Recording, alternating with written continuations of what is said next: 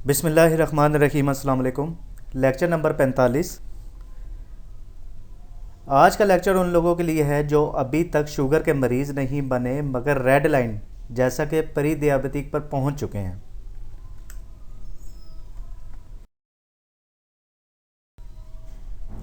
इस सब का प्रोसेस क्या होता है, याद रखिए कि इंसुलिन रेजिस्टेंस का बहुत अरसे तक आपको पता ही नहीं चलता। 10-15 साल आप इंसुलिन रेजिस्टेंस का शिकार रहते हैं। उसके बाद जब आपकी फास्टिंग 100 और 125 के दरमियान आने लगे और आपका HbA1c लेवल 5.7 से 6.4 तक हो तो आप प्री दियाबेटिक स्टेज पर पहुंच जाते हैं।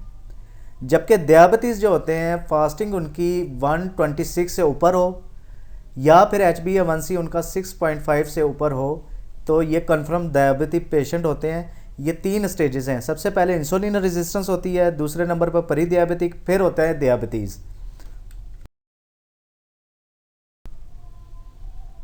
यहाँ पर हम इन वजूहात पर बात करेंगे जिनकी वजह से पहली स्टेज मतलब इंसुलिन रेजिस्टेंस का इंसान शिकार होता है। एक सीधी सी मैं मिसाल देता हूँ। एक रोटी में 10 चम्मच ग्लूकोज हो तो 50 से 60 चम्मच चीनी हम इस्तेमाल करते हैं। वो कैसे इस्तेमाल करते हैं? सुबह नाश्ते में आप एक रोटी का इस्तेमाल कर लें, दोपहर के खाने में आप 2 रोटियां इस्तेमाल कर लें और शाम के खाने में आप 2 रोटियां, मतलब 5 रोटियां एक एवरेज पर्सन तो खाता होगा ना अपनी खुराक में।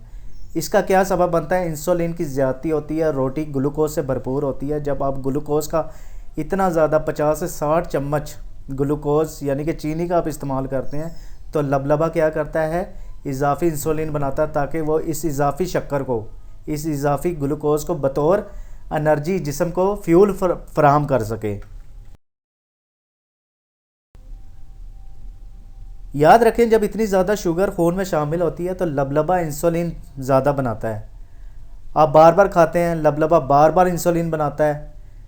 एक वक्त ऐसा आता है कि मसल्स जो है ना इस इजाफी इंसुलिन को इस्तेमाल करने से इनकार कर देते हैं। ये पॉइंट जो है ना ये नोट रखें कि लबलबा आपका इंसुलिन बना रहा है मगर मसल्स जो है ना इस इजाफी इंसुलिन को इस्तेमाल नहीं करते। फिर क्या होता है? खून में शामिल इजाफी शुगर चर्बी में तब्दील होकर जिगर में स्टोर होना शुरू हो जाती है और इस इजाफी चर्बी की वजह से इंसान फैटी लिवर और कोलेस्ट्रॉल का मरीज़ बनता है। इंसुलिन रेजिस्टेंस और कोलेस्ट्रॉल और फैटी लिवर, इन तीनों का भी बहुत आपस में लिंक है। बहुत बड़ा इंसुलिन रेजिस्टेंस का रोल है इंसान को फैटी लिवर और कोलेस्ट्रॉल का मरीज़ बनाने में। फिर क्या होता है जी? 10 से 15 साल इंसुलिन रेजिस्टेंस होती है, लबलबा थक जाता है। जाहिर बात है दिन रात वो इंसुलिन बना रहा है, आप बार बार खा रहे हैं। इस स्टेज पर आकर शुगर ज़्यादा होना शुरू हो जाती है। आपको शुगर एकदम नहीं होती, याद रखिए। ये लबलबे की कारकर्दगी के ऊपर होता है। किसी का 10 से 15 साल काम करता है, किसी का 5 से 7 साल से काम करता है। यानी कि कम से कम 3-4 साल 5 साल लाजमी लगते हैं आपको शुगर का शिकार होने में। मगर होता क्या है, हमने अपनी आदतें वही पुरानी रखी होती हैं। लिहाजा लबलबा क्या करता है? बेचारा थके हुए घोड़े की तरह चाबक खा खा कर चलता रहता है मगर पहले जैसी उसकी सलाहियत ख़त्म हो जाती है। इस मंजिल पर आकर इंसान क्या होता है? प्री दियाबेटिक का शिकार हो जाता है। यानी शुगर नहीं है मगर उस स्टेज पर पहुंच गया कि किसी वक्त भी वो शुगर का शिकार हो जाएगा। अब आते हैं तीसरी स्टेज, मतलब शुगर का कन्फर्म जो पेशेंट होता है वो कैसे होता है? जब आपकी फास्टिंग 126 यानी 126 से ज़्यादा आने लगे, ज़्यादा पेशाब आए, बार बार आपको भूख महसूस हो, फिर बार बार का खाने के बाद क्या होता है? निढाल हो जाना, बस एक जगह आप लेटे रहें, कमज़ोरी, याददाश्त की कमी, इसके बाद मर्दाना कमज़ोरी, चिड़चिड़ापन, तो समझ लें कि आप शुगर के मरीज़ बन चुके हैं। इस प्रोसेस को मैं बड़ी आसानी के लिए आपके आसानी के लिए चार्ट के ज़रिए मैं समझाने की कोशिश करता हूँ। ये मुलाहिज़ा फरमाएं। बहुत ज़्यादा कार्बोहाइड्रेट्स का इस्तेमाल क्या करता है? खून में ज़्यादा शुगर पैदा होती है। जब आप 5-7 रोटियां रोज़ की खाएंगे ना, इससे का क्या नुकसान होता है? खून में ज़्यादा शुगर पैदा होती है और जब ज़्यादा शुगर पैदा होती है तो ज़्यादा इंसुलिन भी लबलबे को बुलाना पड़ती है। जबकि 10 से 15 साल बाद यही सर्कल चलता रहता है। आप कार्बोहाइड्रेट्स खाते हैं, खून में ज़्यादा शुगर पैदा होती है, ज़्यादा इंसुलिन बनती है। 10 से 15 साल बाद शुगर चर्बी में तब्दील होकर फैटी लीवर और कोलेस्ट्रॉल का सबब बनती रहती है। इस प्रोसेस के दौरान क्या होता है, इजाफी शुगर जो होती है वो चर्बी में तब्दील होकर फैटी लीवर और कोलेस्ट्रॉल का मसाइल जो है ना आपके साथ होना शुरू हो जाते हैं। इसके बाद क्या होता है, परी दियाबिटीज़। आप शुगर चेक करते हैं, आपकी शुगर फास्टिंग में आ रही होती है 100 से लेकर तकरीबन 126 तक। इस दौरान आप एहतियात भी करना ज़ाहिर बात है शुरू कर देते होंगे, मगर क्या होता है हमें पता नहीं है कि कार्बोहाइड्रेट्स का हमारी खुराक में क्या रोल है, हमें वो किस तरीके से डैमेज कर सकते हैं, रोटी किस हद तक हमारे लिए ख़तरनाक साबित हो सकती है। क्या होता है फिर एक ना एक दिन आता है कि इंसान शुगर का मुकम्मल तौर पर शिकार हो जाता है। फिर मैं रिपीट करना चाहूँगा, बहुत ज़्यादा कार्ब, खून में ज़्यादा शुगर, फिर उसके बाद ज़्यादा इंसुलिन, 10 से 15 साल बाद आपका लबलबा थक जाता है। शुगर चर्बी में तब्दील होकर फैटी लीवर और कोलेस्ट्रॉल का सबब भी बनती है, परी दियाबिटीज़ होती है, और आप फिर कन्फर्म जो है ना शुगर के मरीज़ हो जाते हैं। बिल्कुल जो है ना लबलबा आपको कहता है बस अल्लाह हाफिज़, मेरा जो है ना अब सलाहियत खो चुका हूँ, मैं इतना काम नहीं मैं कर सकता। ये सर्कल भी चलता रहता है। इसके साथ क्या होता है, शुगर का मरीज़ मरने पर तो तैयार होता है मगर रोटी छोड़ना उसको मंजूर नहीं होता। याद रखिए, किसी भी आप शुगर के पेशेंट को कह देना यार रोटी छोड़ दो, नहीं यार मैं तो रोटी नहीं छोड़ सकता।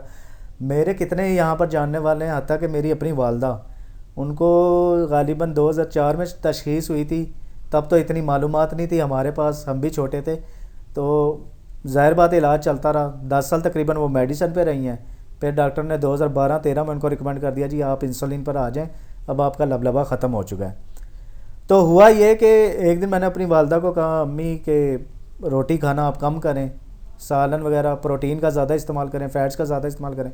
उन्होंने 2 दिन रोटी से परहेज़ किया तो उनकी शुगर वाकई कम होना शुरू हो गई थी, मगर तीसरे दिन कहती है बेटा मैंने रोटी खानी है। बात तो फिर वही आ गई ना, वो मरने पर तैयार है मगर रोटी छोड़ना उनको मंजूर नहीं है। और ये भी याद रखें कि दवाओं से शुगर कंट्रोल करने की नाकाम कोशिश पर इंसुलिन डॉक्टर रिकमेंड कर देते हैं। हालांकि क्या होता है, डायबिटीज़ टाइप 2 में इंसुलिन पहले ही ज़्यादा बन रही होती है मगर सेल्स उसको इस्तेमाल नहीं कर पाते, ठीक है। मगर डॉक्टर क्या कर रहे हैं आजकल के कि सिर्फ़ और सिर्फ हाई ब्लड शुगर पर तवज्जो देते हैं। क्या करते हैं वो, ये करते हैं जी आपको इंसुलिन रिकमेंड करते हैं, आपको गोलियां मुख्तलिफ़ किस्म की लिख देते हैं, ये खाएं जी आपकी शुगर कम रहेगी। मगर फसाद की जो जड़ है, जैसा कि इंसुलिन रेजिस्टेंस, डॉक्टर इसके ऊपर कोई तवज्जो नहीं दे रहे, जो कि फसाद की जड़ है। अब बचाव की तरफ आ जाते हैं जी, इसका बचाव किस तरीके से कर। सबसे बड़ा जो आपके पास हथियार है ना वो आपकी फास्टिंग है। इसका फ़ायदा ये होता है कि जिस्म में मौजूद ज़ायद शुगर और इंसुलिन बहुत तेज़ी के साथ कम होना शुरू हो जाते हैं। जब मैंने फास्टिंग शुरू की थी 14 घंटे की, फिर आहिस्ता आहिस्ता 16 घंटे पे आया, उसके बाद 18 घंटे तक की मैं फास्टिंग करता था। इससे क्या होता है, जिस्म में मौजूद शुगर जो है ना वो आपका अपना जिस्म बतौर फ्यूल इस्तेमाल करना शुरू कर देता है, आपको एनर्जी प्रोवाइड करता है। इसका ये बेनिफिट होता है कि आपको वक्ती तौर पे तो कमज़ोरी महसूस होती है मगर आपका जो जिस्म है बड़ी तेज़ी से वो शुगर को कम करता है। एक और बहुत इफ़ेक्टिव चीज़ है जी कीटो डाइट।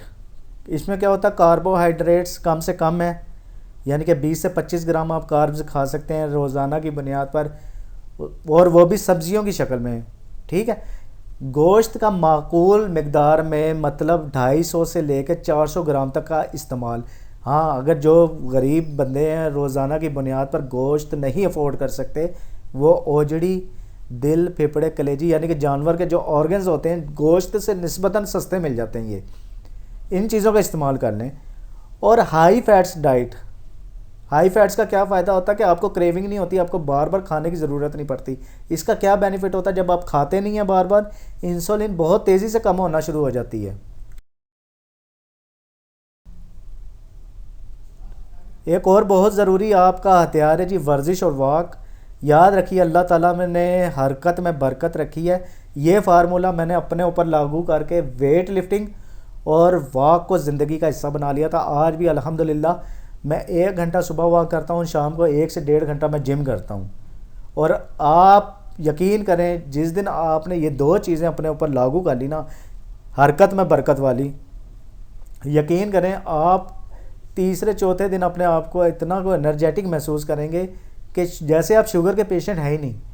और अल्लाह का लाख लाख शुक्र अदा करता हूँ कि एक गोली भी शुगर को कंट्रोल करने के लिए अब तक मैंने नहीं खाई। ये बड़ी मैं ज़िम्मेदारी से ये बात कह रहा हूँ।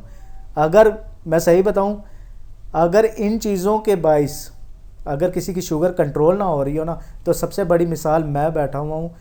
याद रखिए कि आज एक शुगर का पेशेंट 2-3 साल सेहतमंद ज़िंदगी गुजारने के बाद अगर मैं दवाइयों पर लगा होता, मैं इंसुलिन पर लगा होता, तो इस काबिल नहीं होता कि आज आप लोगों को इन चीज़ों के बारे में बता सकता। और सबसे आखिर में मैं आपको कुछ बातें बताना चाहूँगा डाइट के हवाले से।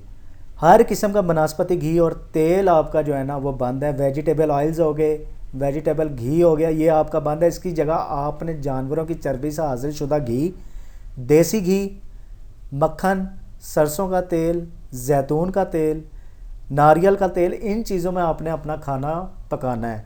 आपने सुबह आमलेट भी बनाना है ना, आपने सुबह अंडे भी फ्राई करने हैं, कुछ भी करना हो, आपने नाश्ते में, दोपहर के खाने में, रात के खाने में हमेशा कुदरती चिकनाइयों का इस्तेमाल करना है।